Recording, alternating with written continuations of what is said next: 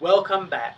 Before we covered how to make an ad banner, and now we have all of our layers done. We have it saved, we have it backed up, and ready to export it out for a final to send to the client. Remember, file size is very important here, and the smaller, the better. At the bottom right corner of the canvas, you can see that if we save this out right now, it would be at a hefty 192K, about 155K over our 37K limit we're allowed. Rather than degrade our image and remove all of those effects, the best tool at our disposal is the Save for Web menu option, located under the File menu. Or you can use another finger-twisting keyboard shortcut of Control-Alt-Shift-S, or if you're on a Mac, it would be Command-Alt-Shift-S.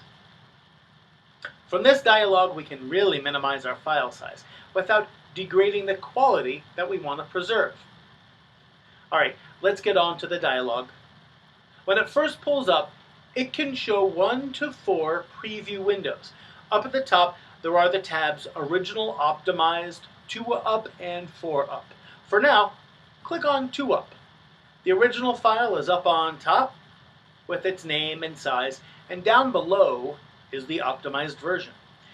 As we covered in the previous lesson on file types for the web, the only choices we have to save our images as is JPEG, GIF, or PNG. Keep in mind, there are two different kinds of PNGs, PNG8 and PNG24. PNG8s, like GIFs, have only one color for transparency, but PNG24s have so much more color data and allow for all kinds of opacities, so the file size is much, much bigger.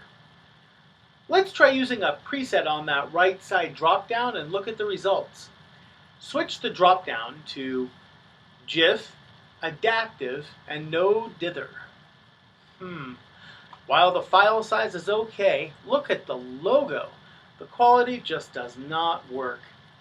If we switch from No Dither to Diffusion, it looks better, but the background image is still grainy.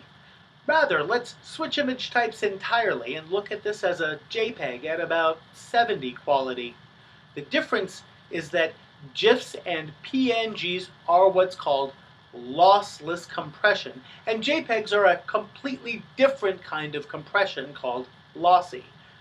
The long and short of it is that if you have a lot of vector images or text or blocks of solid color, GIFs and PNGs are usually the smallest and the best quality. But if you're using photos or have lots of gradients, as we do on our banner, JPEGs are just the way to go. The last thing to note is that you just can't hit Done in this window. That will just close the window and save your settings without actually saving your file. Instead, hit the Save button, give your file a name, and save it to your web folder. Now your file should be all ready to send out.